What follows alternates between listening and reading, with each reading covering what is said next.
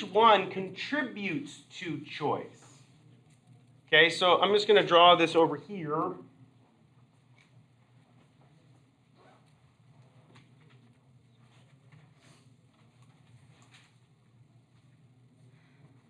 Okay, here's our brain. Okay, I'm going to draw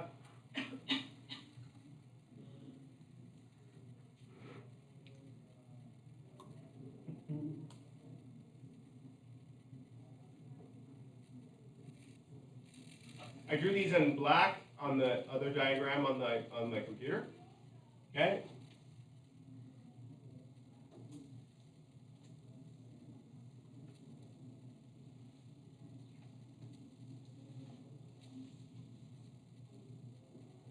And we can add this little part here. Okay. So what parts have I drawn on here? Can you help some label some parts? Good morning. Okay, basal ganglia. Here, it's right here. There's my basal ganglia. What else? Someone else. Another part. Come on. Choose a part. Okay, substantia nigra, that's down in here. So substantia nigra is not involved, well, you missed this part, but is not involved with choice. Because substantia nigra just activates the muscles. So that once the substantia nigra is activated, your choices have already been made. Okay, but I just realized you had heard the first part of this, so you're absolved. Any teasing. So now, except for that part right there. So now, what's this part here? The curvy part. Begins with an H. Hippocampus. Okay, so your hippocampus is your memory. Your memory has something to do with making a choice. Should. Evaluate things from before, evaluate things possibly in the future. Great. Okay? So your basal ganglia has a lot to do with choice because it's the activation of motor programs. Okay? Good morning. Okay? So, what's this part have to do with choice?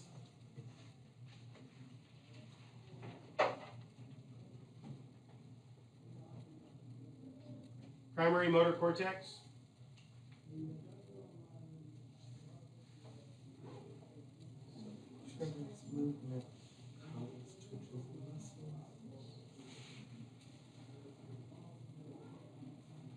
The primary motor cortex tells which muscles to move. Period. Which muscles are going to move? That's the primary motor cortex. Okay? So what is the premotor cortex?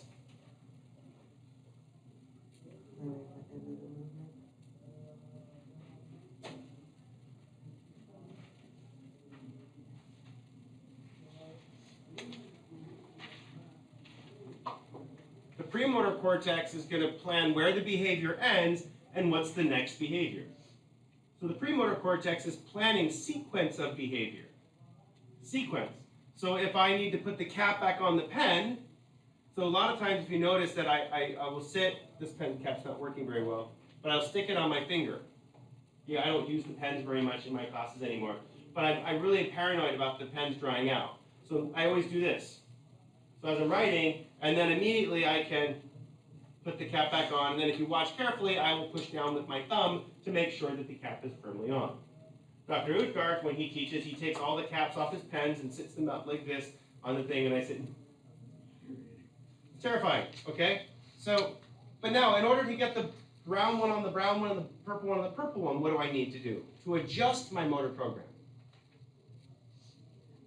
I need the feedback of the color. So my occipital lobe back here allows my hand to choose which pen to put it on. Can I feel the difference between these two caps? Can I use my parietal lobe? Why not? They're exactly the same. If I have two different kinds of pens, I don't need the feedback from my visual systems. I can use the feedback from my tactile systems to change which motor program I'm activating. But I'm still twitching the same muscles to get the same behavior. It's just how those muscles get chosen. It changes. So what is the supplementary motor cortex doing then to the premotor cortex? funnels the feedback into the premotor cortex, so I don't have to spend time thinking about it. It just kind of happens without going. It's like taking a sip off your water. Have you ever taken a sip off and forgot to take a cap off? Yeah. Or my favorite is not putting the cap firmly back on. And then our minivan, I need someone to invent a Hydro Flask-sized cup holders for automobiles. Adjustable. Well, the ones in the van kind of work, but little rubber grommets that hold smaller things are all smashed now because of our Hydro Flask being jammed into the cup holders. So if you put anything smaller in there, it just tips over. Yeah.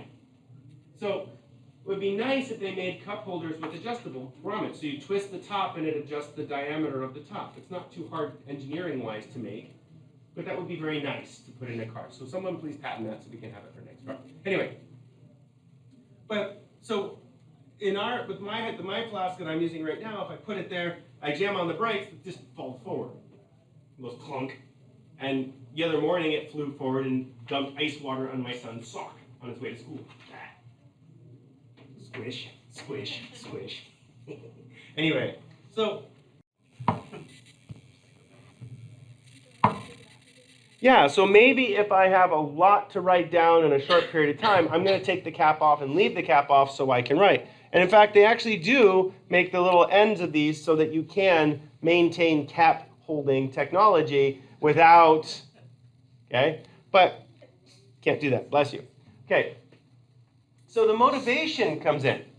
Motivation comes in, okay? And the motivation comes in from lots of different places. So we're going to go through two different ways that motivations come in. I'm so happy this works. These are my old lectures from, I used to use Macromedia Flash, which I like because it's scalable, if I could actually grab the edge of it. So I could easily take this and put it onto the board so it fits without on the other part.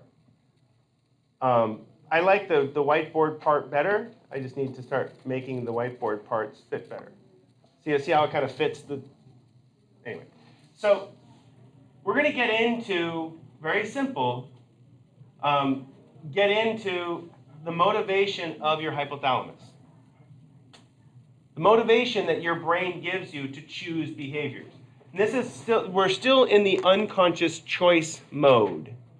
And I think this is really fascinating stuff because as you go on in psych, you start to realize how much of our motivation, how much of our choice is unconscious. Is it all of it unconscious or just some of it? Bless you. So is a sneeze an unconscious choice? Well, right now, what's floating around the world? Pollen. Plant sex is everywhere. Oh, it's vicious. It's annoying. The stupid trees are... My daughter's white car is green right now because of the liquid amber trees in front of her house. They're just raining pollen down on everything. You see the bees right now. Bees are just completely coated. Every bee's like trying to fly because they collect all that pollen on their skin. They don't really use it for anything, but they drop it off wherever they go plan the next one. But so when you start looking at the basic super idea, or the basic, I read this word super, the basic idea of the hypothalamus is unconscious. It's your unconscious mind. Freud would have loved knowing about the hypothalamus if he did, because he said all of our motivation is unconscious. But, okay, so the hypothalamus does four basic things. It regulates sleep, controls body temperature, controls fluid balance, and regulates hunger. That's what your hypothalamus does. But each one of these things is a very complicated neurochemical pathway, which we'll go through in a few minutes here. Each one is a complicated neurochemical pathway, but does it directly change our behavior? Influence.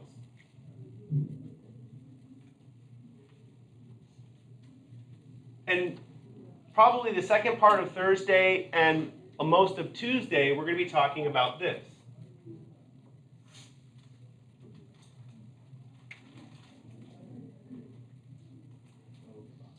Well, what are your emotions?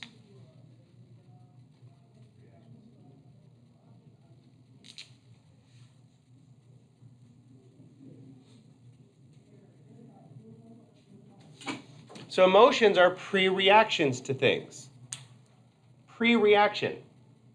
So you're reacting to something before it happens. That's why you're producing an emotion. Reacting to it before it happens. It's like one of the girls this morning in my intro class spilled her latte in the digital theater on the rug. Ooh. Well, it's air conditioned. It won't rot for quite a while. Hopefully by the end of the semester. Anyway, so if I get mad, what is that emotion telling me? Yeah.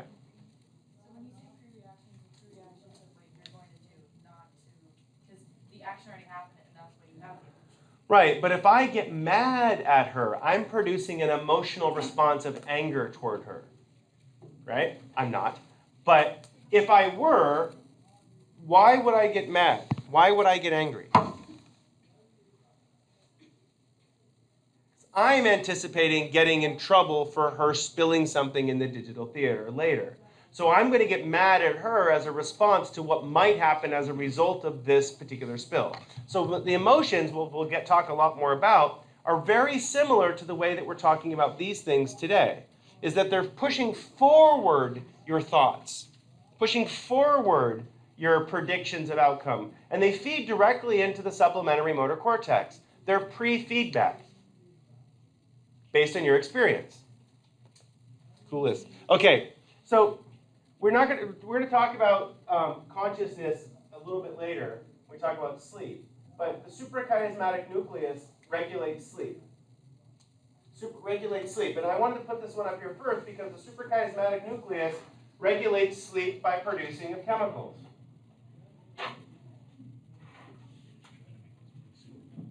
No, supra means above.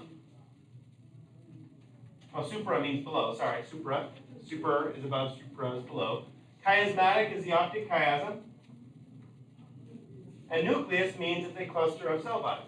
So it's not complicated. It's just German words love to mix. In Germany, they put like 6 words together. Like, I forget what the word for like pencil is, Kugelschreiber. And, you know, there's all sorts of crazy words they just keep sticking together. Like the term for a tank, if you translate it literally, it's an armored car with gun and turret. And so it's like the name for a tank. For shot putter and discus thrower, it's Leichtathletik Feldbewegung. That's I'm a shot putter. But I mean, Leichtathletik is track, and Leichtathletik is like track and field, and then Feldbewegung has to do with the stupid picking up heavy things. Anyway, Germans are funny that way. Okay, so going back, suprachiasmatic nucleus is about sleep and, well, sorry. I already said that. Suprachiasmatic nucleus is all about production of this hormone called PER. It's actually a protein called PER. So every hour, it squeezes out PER. Squirt, PER. Squirt, PER. So every hour it squeezes out this PER. So what do you think PER tells you? Well, it tells you a period. So as you develop your PER hormone after a certain period, it changes your behaviors. So PER is produced relatively slowly. TIM, however, is produced fast. So PER might be protein produced every 10 hours, every day maybe, depending on the PER that it's being affected by. Fruit flies and songbirds produce PER. It's actually pretty funny. So if you keep a songbird in your house, I took a video of these guys. Stand by.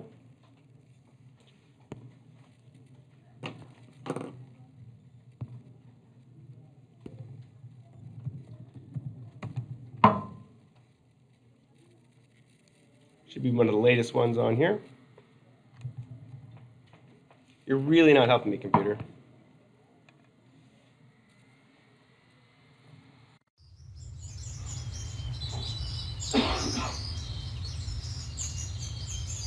That's in one tree.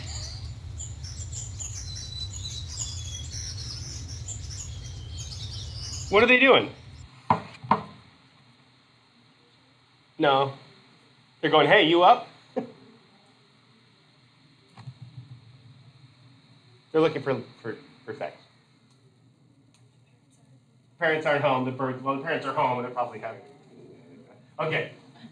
But, good morning. I'm glad you missed that. That was awkward. Okay. So the birds are, over the course of about 3 weeks, all these stupid little budgie birds are about this big. They have yellow backs on their heads. Some of them have orange backs on their heads. Some of them have white stripes on them or black stripes on them.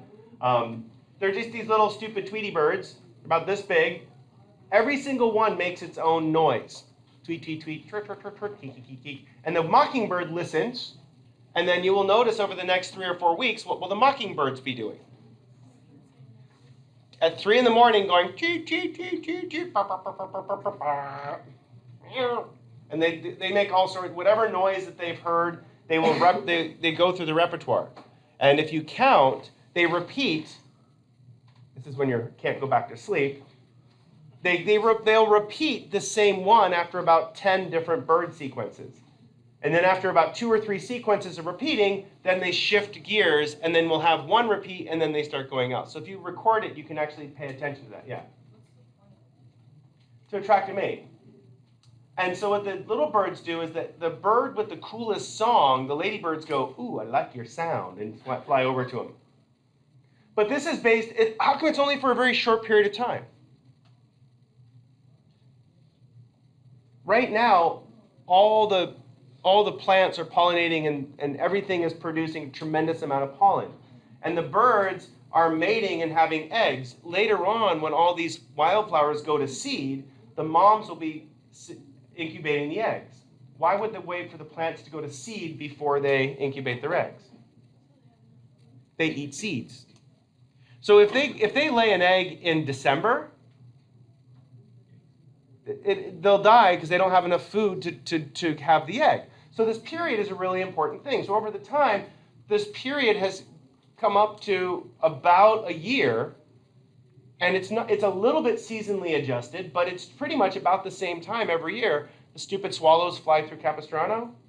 What do swallows eat? Oh, come on. Bugs. They're down south in the winter where the bugs are, and then they fly north in the summer where the bugs are, and then they fly back south again in the winter where the bugs are. They hang out where the bugs are. And if they didn't follow this period, what happens? They die. They starve to death. And so they all fly through and poop on everything, and then they fly through and poop on everything, and they're only in Capistrano for 2 or 3 days. Then they're off. Then they're gone again. Okay? So with this idea of this hormone PER allows them to migrate and allows them. So what it does, it gives this unconscious influence. And it's the suprachiasmatic nucleus because it's right by the optic chiasm where the eyeball nerves come in. If it's right where the eyeball nerves come in, then the animal can get sunlight and give feedback to this PER and adjust it seasonally as it goes. If you notice, this time changes very quickly at this time of year? It's like when the time first changed, we needed our lights to go biking in the morning. Now we don't need our lights to go biking in the morning. And I hope they just get rid of the whole time change thing and just let it roll. Just so I stop having to lose that hour. Losing that hour sucks. I hate it. Gaining the hour, really don't care. But losing the hour really sucks. I don't think I ever make it up. I think every year in your life you just keep losing that hour and eventually you're just dead. Now, positive energy. I'm with you. Okay. So now, but then there's this TIM hormone. And TIM is the same thing, but TIM builds daily. And so as TIM is being built, the longer your TIM, the longer you've been awake. How do you repair TIM? How do you get rid of TIM? Sleep. And sleep repairs TIM. And as soon as you wake up at night or at 3 o'clock in the morning, listening to that mockingbird, it starts again. So if you don't get enough sleep, what happens? You get sleepy in physio. If you get sleepy in physio, it's because your TIM chain is still too long. And if your TIM chain is too long, as soon as you're sitting quiet,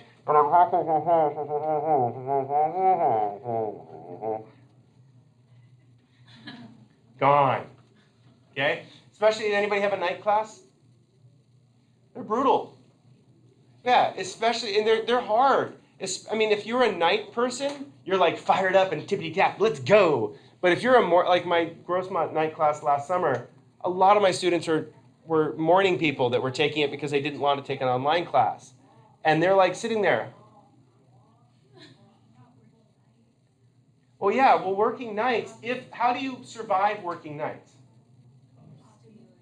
You have to stay on the same schedule, which loses all your friends and family because they're not nocturnal. But my buddy Henry, who was a CHP officer before he retired, he had to work off shift, go in at midnight, get off at 4 in the morning, or 3 or 5 in the morning. And the problem with that is he would come home, take the kids to school, and then sleep. But his sleep went from 8:30 in the morning until noon maybe? 9, 10, 11, 12, maybe 1. Is that enough sleep? No, you need at least 6 hours. 6 hours you can function, 7, 8, you can function at normal functioning levels. A lot of college students who burn candles at both ends, what happens? You have too much TIM and not enough time. And so anytime you're sitting still quietly, even driving, your brain will just say, good night, and shut you off. Okay, so we're going to talk more about this later, but I just want you to keep the idea that your hypothalamus is always producing hormones. These hormones happen to be proteins. They're protein produced at a certain level. As the level is produced, when the level of the hormone or protein changes, it changes your consciousness. Okay? When it changes your consciousness, it influences your choices. Okay. So let's look at body temperature. Okay, so body temperature is super simple. Okay, so here's your hypothalamus. Here's the optic nerve. Here's the thalamus, lateral geniculate nucleus of the thalamus right here. And then there's the occipital lobe. Okay, so there's an area called the preoptic area, right here. Why do you think it's called the preoptic area? Whoa. It's right before the optic nerve enters the brain. Right down here is the suprachiasmatic nucleus because it's right below the optic nerve. So the preoptic area, it has to do with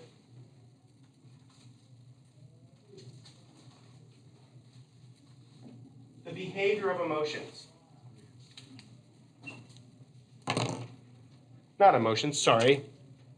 The preoptic area is the behavior of hormones. No, the behavior of your emotions is right here. It's called the cingulate tract. Oh, look at it back there. Okay, so the preoptic area is about the production of proteins, and those proteins change your behavior. For example, after watching you take 2 or 3 sips off of your water that looks very cold and frosty, what happened in my back of my throat? I'm thirsty. Now, I actually have some in my office, which I will get. But why do I feel drier after watching her take a nice couple cold sips of her water?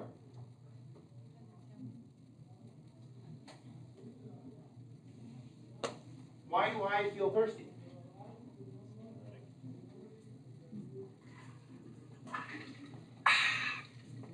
I drank 3 of these yesterday, and I was still dried out.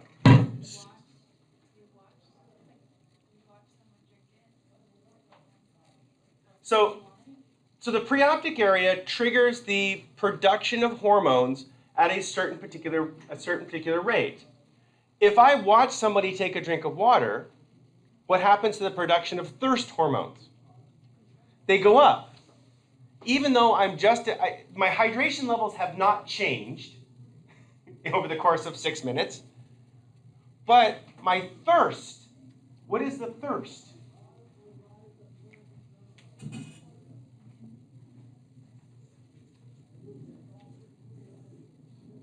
We use the word drive, biological drives. One of the easiest biological drives to talk about, as opposed to talking about thirst, because thirst is a little bit more complicated, body temperature. Body temperature. Why did I need to drink so much water yesterday? It was warm outside. It was the first warm day we've had. It's the first day that it got over 80 degrees for, seems like forever. Yes, I'm very happy. I got sunburned on one arm because I was grading in the beach chair in my yard, and the sun moved, inconsiderate sun, and the umbrella that I was sitting under still was shading my laptop, but got my arm and across one side of my chest. So I put my t-shirt over my arm after I realized that, but it was too late. My winter skin is not very susceptible to sun. Very offended by the sun right now. I'll get some summer skin. Well, my face is nice and tan because of skiing, but the rest of me is not so much. But you mean it's very susceptible? It's not. I would say yes, very susceptible. I'm much more sensitive right now than I should be. Okay, so what's interesting is your body temperature is regulated by the production of proteins.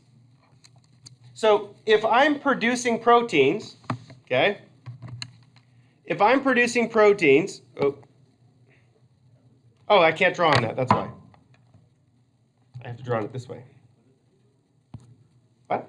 I'll show you in a second. It slices it and spins it apart. Okay, so what is my production of proteins? What's the average body temperature, by the way? 98.6. As you get older, my body temperature is closer to 97. Yeah, unlike KSON used to be. It's not funny because it's not KSON anymore, but whatever. Okay, but so my body temperature is closer to 97. I'm old. Why do old people have the house set at 85 degrees? Because as you get really old, you can find an old person with an average body temperature of close to 95. I don't know why 0.3, but 95.1. Okay? You can get pretty low. 95.7. Yeah, whatever that is. Old school hip hop. Okay, but again, so you have this average body temperature. For a while, before I started lifting weights, my body squishiness was a little bit heavier. I'm actually pretty squishy right now, but I'm strong. Back then, I was a little bit squishy. My body temperature was actually getting closer to 96. The more squishy I was, what happened with my body temperature? Why would it go lower? I'm more insulated. No. Metabolism. Your body temperature is based on your metabolism. Babies always seem to be warm and cozy. Why do they tell cats also are super warm? Anybody know what a cat's average body temperature is? 103. Yeah, it's pretty high. That's why they're all like, when you pick them up, they're like snuggly. But their fur actually keeps them nice and toasty. But when a cat goes out in the cold, what does it do? Because we don't have cold cats in California. They go poof, and they get super fluffy. Has anybody ever had their cat come in from outside and be like super fluffy? Usually that means that something scared the crap out of it outside. The coyote just missed the coyote. Cat walks in, nothing's wrong. Poof. The Garfield episode where it, poof, cat goes poof. Anyway. So, yeah, okay, so at 98.6 degrees on a normal person, this is when the ideal production of proteins. When the protein level, when your body temperature gets high, what happens to the production of proteins? It starts breaking down. And it causes your body temperature to drop. When your body temperature gets too low, the production level changes, and your body says, oh, increase production, and causes your body temperature to rise. One of the things, there's a hormone that's released by your T cells. The prostaglandin that's released by your T cells, immune system cells. When your immune system cells release this hormone, what does it do to your body temperature? Everybody knows this. Yeah. When you get sick, what happens to your body temperature? It goes up. Now, if you have a fever, that means your body temperature is up past, I forget what the official threshold of a fever is, but if you just get up to 99 degrees, can you notice a difference? We're talking 0.4 degrees. Yes. What does it feel like when you have a fever? You feel cold. And you shiver. Why would you shiver and feel cold even though you're burning up? What signal is being sent? No, cool down. You feel hot and cold simultaneously. The prostaglandins release the chemicals that raise your body temperature. Your hypothalamus is saying, the preoptic area of your hypothalamus is saying, cool down. You're too hot. So you feel cold, but why is your body shivering? What's the point of shivering? To warm your body up. So are our bodies good at regulating their temperature? Yes. There's a guy called the Iceman, Mitt Hoff. Okay? He's very cool, literally. But what he does is he challenges the perception that humans need lots of fancy clothing in order to stay warm. And what he has discovered is that your body has what we call a set point.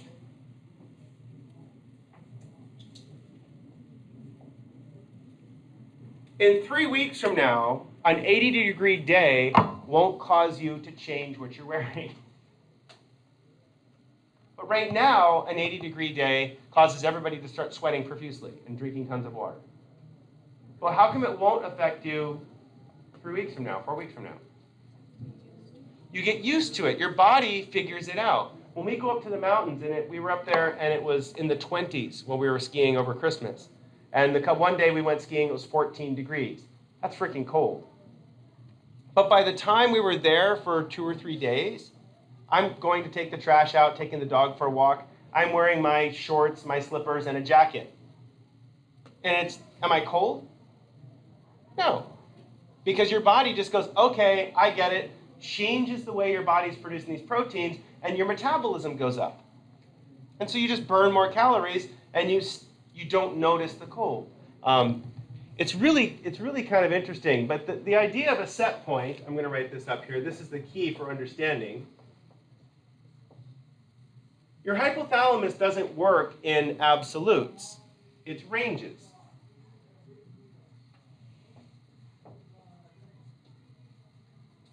Especially when we talk about body weight, it's the proteins that are produced are not an absolute level, it's a relative level. As I was getting older and not lifting weights, even though I was running, not well, but I tried, and even though I was biking, that doesn't use enough muscles. And so as my fat levels went up and my muscle levels went down, my temperature went down. My body's set point went down. Which is not a bad thing, except every calorie that I ate, was I burning as much if my body temperature is lower? No. The second thing is that I would sweat a lot more. Why would I sweat more?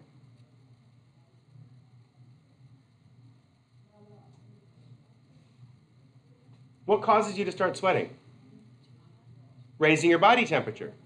But I would raise my body temperature to a normal level and start sweating. Too hot relative to my set point calories. And so that's kind of the fun thing I've noticed, is that my wife noticed this as well, is that now that I'm a lot more fit than I was, I don't sweat as much. Because my body is used to a higher metabolism caloric burn level. So when I go out and if I work out, in the wintertime, sometimes I don't even break a sweat while we're working out in the wintertime because it's cold. In the summertime, when it's hot, though, I'm a faucet. I'm a very efficient cooler.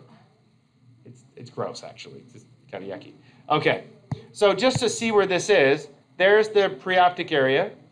This is what's called the reverse stain. So the black areas are actually glial cells. So here's the optic nerve coming in. Here is the preoptic area, right before the optic nerve enters the hypothalamus. What's in the center of this preoptic area, one of these big gaps? Fluid. So the hormones that are released from the hypothalamus are often released into the cerebrospinal fluid. So they they influence the whole areas around them. Is hormonal influence fast or slow? Slow. Because it's spread throughout the fluids of your body, not spread directly neurocommunications. Okay, so let's get out of there. Fluids are pretty easy to understand. Oh, this is called a nephron.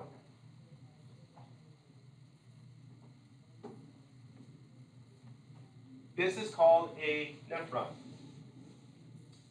So what we have here is a blood vessel. Super easy. Okay, so blood is flowing through this pipe. Your blood goes through something which I'm not even going to try to spell, called a glomerulus. Glomerulus filter. This glomerulus, and I could probably look up how to spell glomerulus, but I can't, because I don't know how to say it enough to look it up. But this little filter is really kind of cool. All the blood cells stay in the capillary. What comes out of the filter? Coffee. No. All the water that's in your blood comes out. The blood cells stay in the pipe, all the water comes out. What comes with the water?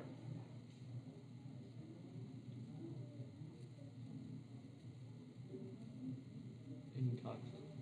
Anything that has an electric charge to it. Anything that's stuck to the water comes out.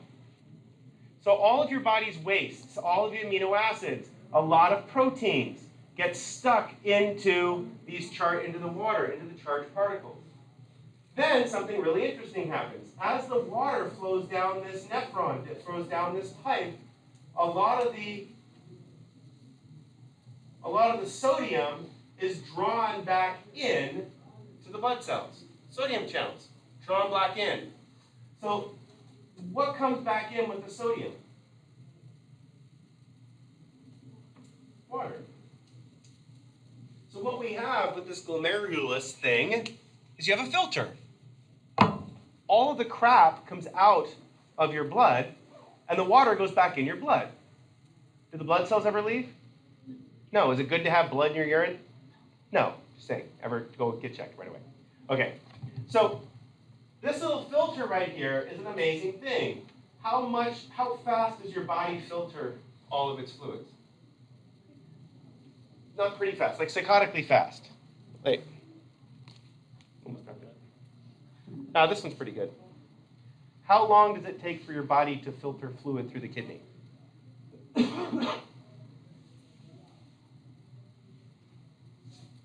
Half a cup of blood every minute. Some metric measurements, please. Jeez. Okay. So every minute, you have how many? 6 pints of blood in you? 7 pints of blood? Anybody want to volunteer? We can. Never mind. Okay. So, drink it. Okay. So every minute, half a cup of whatever that means goes through this particular system, and so this is constantly going. If you eat asparagus, crunch, crunch, crunch, crunch, crunch. Okay, raw asparagus. Wait 10 minutes. What will be in your urine? Asparagus. Take one of them giant horse pill vitamins. Wait 10 minutes. Pee. What will happen with your urine? It'll turn, either A, smell bad, or B, turn green. Depending, this is what's cool, is before the blood gets here, it goes through your entire body. So if the urine smells bad after eating a vitamin, that means you're using more nutrients than you need. In other words, you're taking more nutrients than your body needs. Like for people that are on these super crazy keto diets, that are trying to make their bodies in ketosis in order to drop fat. Well, what that does is that causes the amount of crap in your urine, because where does this eventually go? No, your heart. Keto diets are not bad for you if you follow them properly. They're just not sustainable. They're very good in the short term. They're just really hard to maintain them. It takes a significant amount of effort to maintain them and be healthy. But they're not bad for you. It's the problem is people don't do them correctly, and people don't do anything correctly when it comes to nutrition. Because you see donuts, and donuts are the perfect food. So you're like, I'm eating that, chomp, and why am I eating that? I don't know. But it was good. My hypothalamus was eating another one. And by the time you're at 6, you're crying in your car, feeling bad about yourself. Moving on. Okay. But what color should your urine be? Not necessarily clear, because can you drink too much water? Yeah, there's these two hormones, antidiuretic hormone, another hormone called vasopressin. Antidiuretic hormone causes you to antidiuresis, hold fluid. Vasopressin raises blood pressure. Vasopressin. Both of these things are ways of conserving fluids. If you have dark colored urine, that's not good. That means that you have not enough water because your body is absorbing water, and whatever is left, you remember all the water is coming in here, and the darker, the browner the urine. I used to have jars of urine where in my office, and somebody got upset by it, so I had to get rid of them. But what I did is I drank in the morning after my morning coffee. I didn't drink any water at all.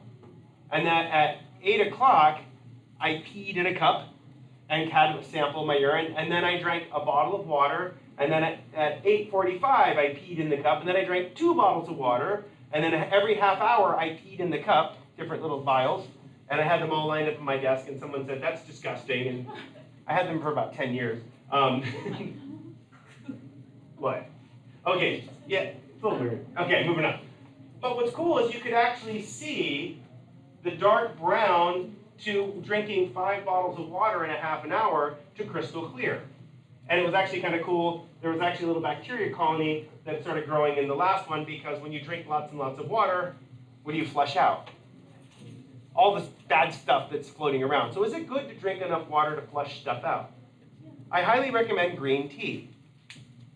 Green tea has a chemical that blocks ADH. What do you mean, blocking ADH? What would happen if I block antidiuretic hormone? It's a diuretic. Blocking ADH causes diuresis. Coffee, for a lot of people, is a diuresis. And it actually blocks the absorption of water throughout your entire intestines. Big Mike, one of my really good friends that I used to work at, he was 6'6", 320 pounds. Nobody smelled worse than that guy. Oh. His job was he cleaned the trays at the rat cages. So underneath all the rat cages is these big trays, and you have to clean all the poo off of them. So he smelled like that, and then his own self, which is just not good. Anyway, he was like the center for Mesa College's football team for 3 years, I think. Anyway, he never graduated. He just played football. But he always made the joke that we're a bunch of pansies and whatever else, and nobody can drink coffee like professors that work at a research lab. We can just slam coffee all day. We're borderline Navy guys being able to drink coffee. And so we used to make espresso. We had espresso machines. We make just a big mug of espresso and just drink that as, quote, coffee. So we made him a latte with that stuff. He drank about half of it and then was in the bathroom for 45 minutes. Why did it cause his stomach to completely explode? He's not used to that dose of caffeine, and it caused a complete blocking absorption of water. If I block the absorption of water, where's all that water go? In your intestines. Diarrhea. He's like, oh, what are you guys doing to yourselves? Like, yeah, we had to move after that. It was terrible. Anyway, so alcohol, does it block ADH? Yeah, the old joke of the beer pee. So if you drink enough beer and you're actually drinking a beer while you're peeing, it feels like it's going straight through you. Summer goals. Okay? It feels so you're drinking and peeing at the same time, and you get the sensation that it's just going straight through. Please don't have food and drink in the bathroom. Moving on. Okay. So Again, so does coffee also increase blood pressure? Yeah, which also can increase diuresis. By increasing the blood pressure, it actually forces more water out. And so, one of the ways that help people lower their blood pressure is by taking diuretics. Why would I take a diuretic to lower my blood pressure? Less fluid, which put less pressure on the things, which allows the vasopressin to act more normally to balance your fluid. So there's a lot more to this if you take physiology, but to me, this is so mind-blowing how this works, is that we regulate, we have a set point of what we call hydration. Everybody has a set point of hydration. How do you get your set point of hydration? It's fluid balance. It's not how active you are. Everybody has a natural set point for their hydration levels. So if you drink just like 1 bottle of water a day, just 1 bottle of water a day, can you be properly hydrated? Yeah, because people's bodies figure it out. There's a bunch of researchers that say that most Americans are chronically dehydrated. Chronically dehydrated. Because what do we tend to consume other than water? Yes, so sugary sodas because sugar, does that increase diuresis? Yeah, sugar also increases diuresis because sugar means that all the sugar that your body hasn't used, your body will put out into the fluid, which increases the amount of fluid coming out in your urine. Drinking a sugary drink is not good to hydrate you. However, why is Gatorade popular? It doesn't have enough electrolytes in it. No, San Diego tap water has more electrolytes in it than Gatorade. Okay, so, all right, I got an ice cube. So what happens with Gatorade was invented because they wanted to produce a fluid that your body would absorb faster. So the electrolytes are not actually fueling your muscles at all.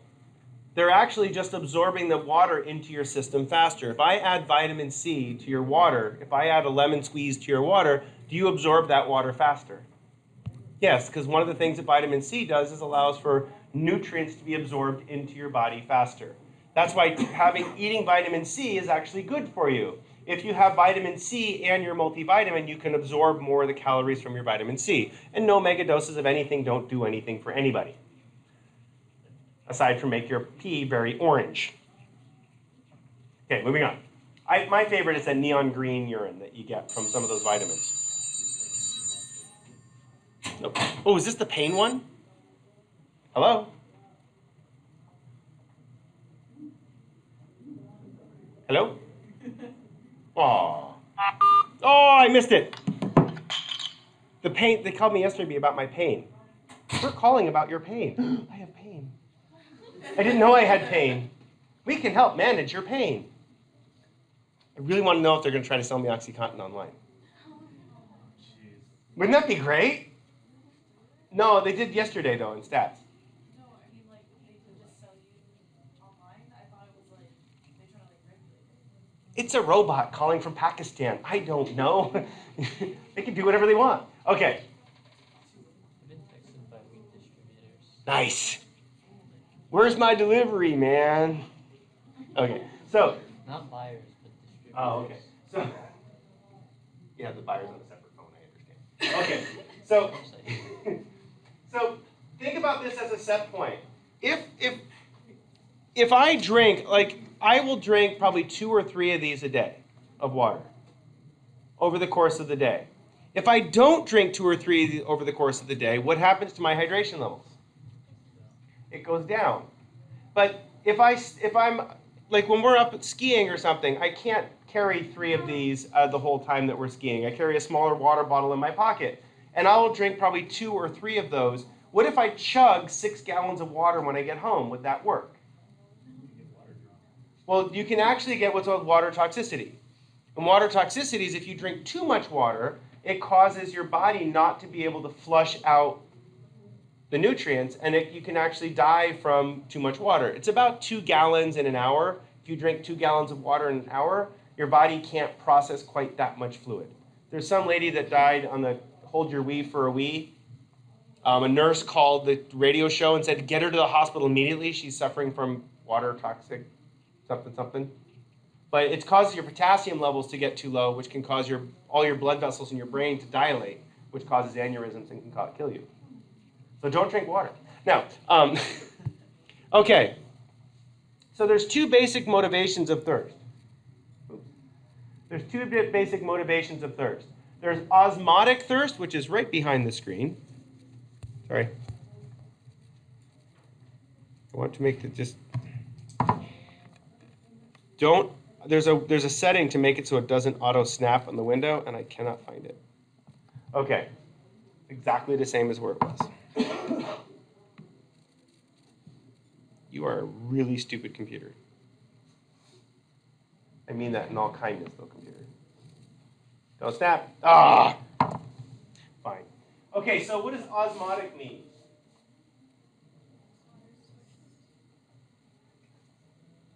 Osmotic thirst is salt. Salt. So osmotic thirst is you have a part of your brain, we'll go through in just a second, that records the salt levels in your urine. Well, it's in your blood, technically. So when your blood is too salty, it makes you drink water. So if you ever eaten the giant thing of popcorn at the movies, is that ridiculously salty? Yeah. We eat the red bags from Costco. It's not very salty at all, but I dump Lowry seasoned salt on it, or that tahini salt. Super awesome goodness. Yeah, the Lowry seasoned salt is old school white people. The tahini is for Mexican people. We also put sometimes cumin and garlic powder on it to get the Middle Eastern flair. Anyway, just want to keep all bases covered. Okay, but actually the cumin and garlic powder on it is super good too. Does it add a lot of salt? Yeah. So when you add those salts to it, why does it taste better? Based on what we talked about before. It enhances whatever flavor is available. Okay, so that's what butter is butter is salty fat. Salty fat. Okay, so if you eat too much salt, and this is actually why Americans are more chronically dehydrated, it's not because of our fluid balance. It's because of our salt intake. Americans eat way too much salt. If you want to find out how much salt you're eating, stop eating anything with salt in it for 2 days. Just try it. You can have things like broccoli that has natural salts in it, but don't have anything with added salt in it. You will lose 3 or 4 pounds. Why will you lose 3 or 4 pounds just cutting out salt? Don't try it. Just disappear. Poof. Yeah, you're mean. But you retain, because you get this set point, and your body maintains extra fluid to balance out your typical salty foods. And that's what's really funny. Sometimes if you go on a long bike ride, what happens to your water balance? I lost 11 pounds on a bike ride. 11 pounds. Gallon of water. Because am I carrying a lot of extra water? Yeah, like a camel. It's not in my stomach, really. It's distributed all throughout all of your cells. You can easily tell this is that whenever you go from low altitude to high altitude, if you're retaining a lot of water, what happens?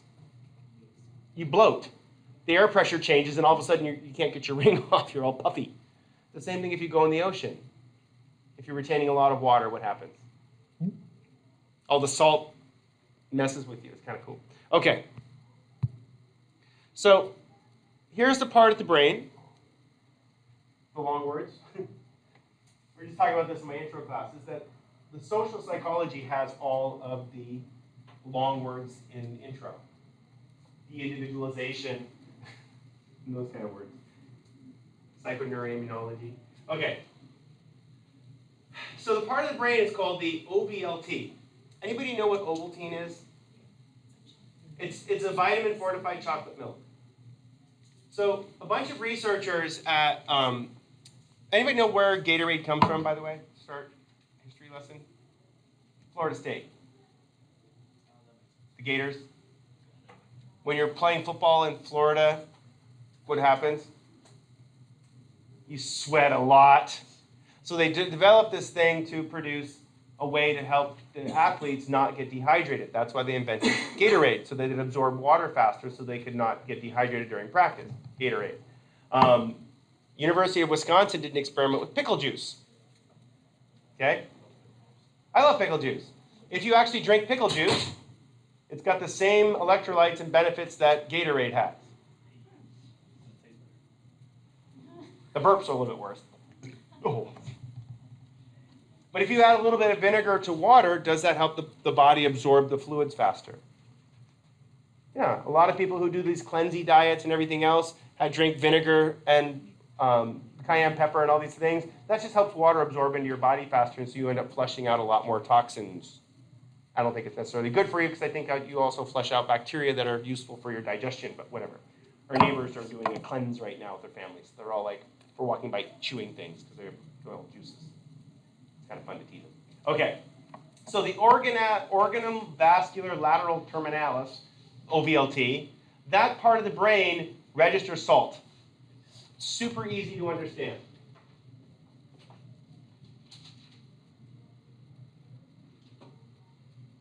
When salt is flowing into it, it tells the suprachiasmatic nucleus and the paraventricular nucleus to increase blood pressure. When salt is flowing in, it increases blood pressure. When salt is flowing out, what does it do? Lowers blood pressure. All has to do with the balance of salt. Depending on the way that the salt's flowing across the membrane, it changes the way that the vasopressin is activated. When the salt is flowing in, okay, the lateral preoptic area stimulates the behavior of drinking.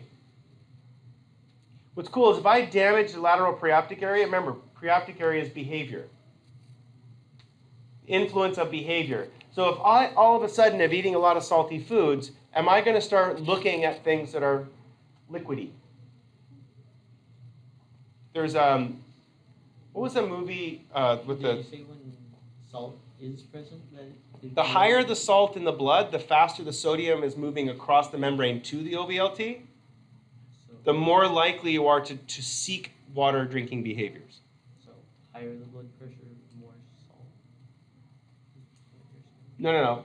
Blood pressure is a side effect of the salt. Okay. It's not a cause of the thirst. It's the result. So if I have high salt in my blood, why would I raise my blood pressure?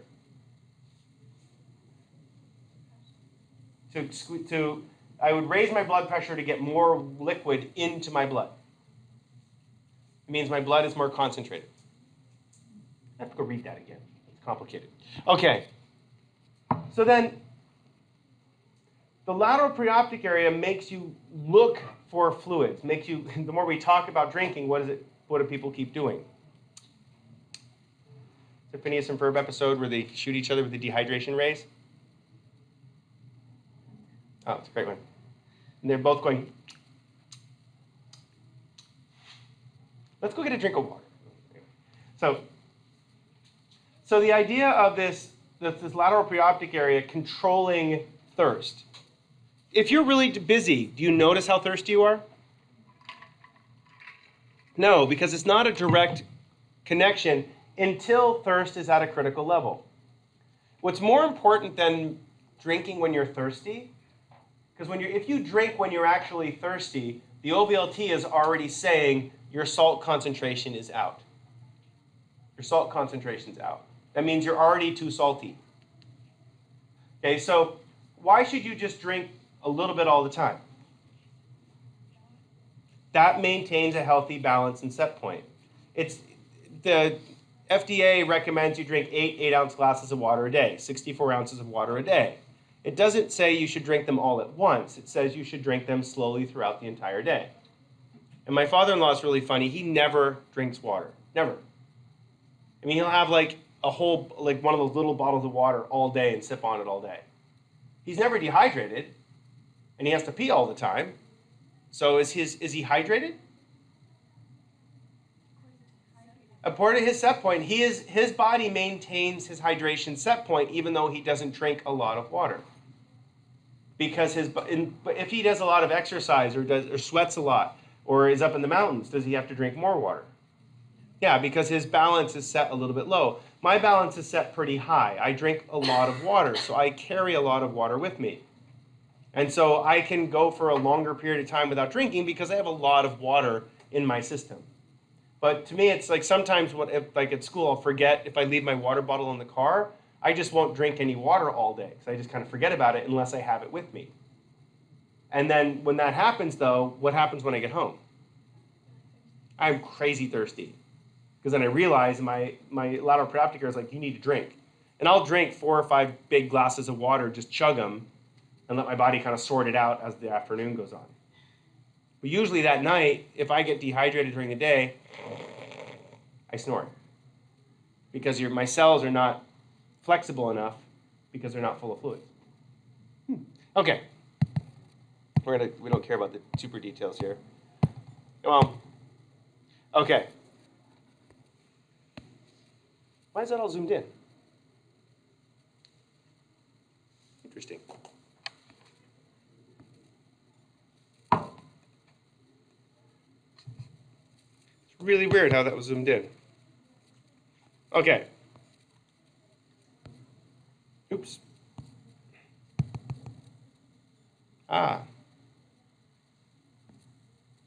right. I drew this on the board one semester, and my student said, that's awful. So I took a picture of it and digitized it. Here's my little hunger dinosaur. Okay, we only have a few minutes to start, so we're not going to start talking about hunger. But you got 5 minutes here. What is a diet?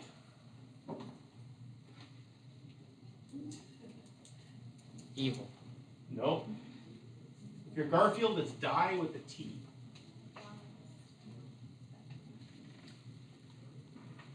Are we having like a diet with weight or normal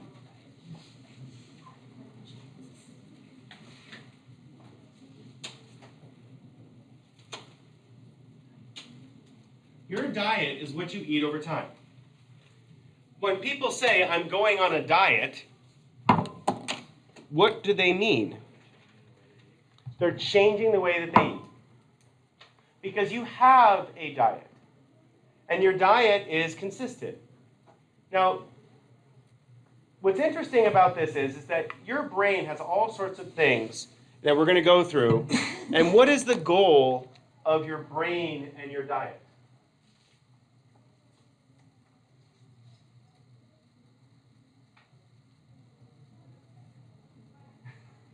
We have our diet goals. What's your brain goals?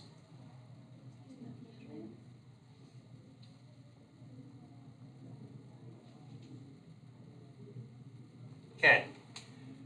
Our brains evolved in a time when food was scarce. And as a result, our brains tell us to eat too much. Why do our brains tell us to eat too much? It's not to store fat. It turns out that coyotes aren't ever fat. You'll never ever see a fat coyote. They all pretty much look the same. They're bigger, they're smaller, but how come they all maintain a healthy set point, a healthy body weight? I'm going to sneeze. Well, the slow sneeze. Single. Okay, so if a coyote gets fat, what happens with his ability to chase down a rabbit? Can't. If a coyote gets fat, what's its likelihood of fighting off another coyote in order to mate? Low.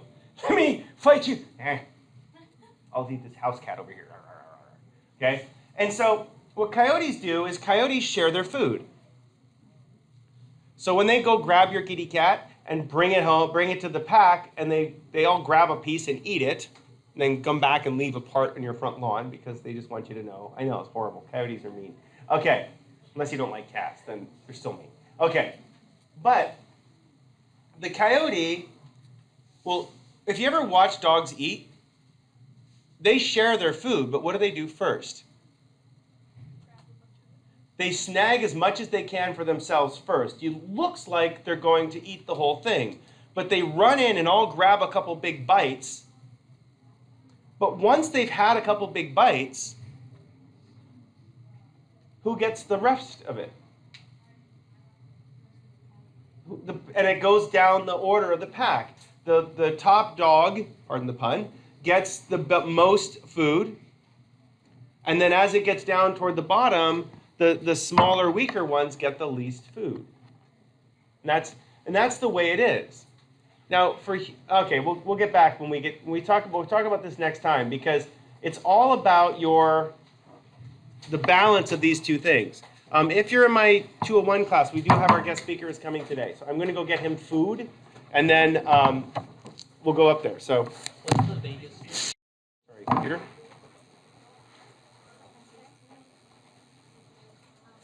So that's what's going to be shocking me. Why? I did not, or I should not? I did.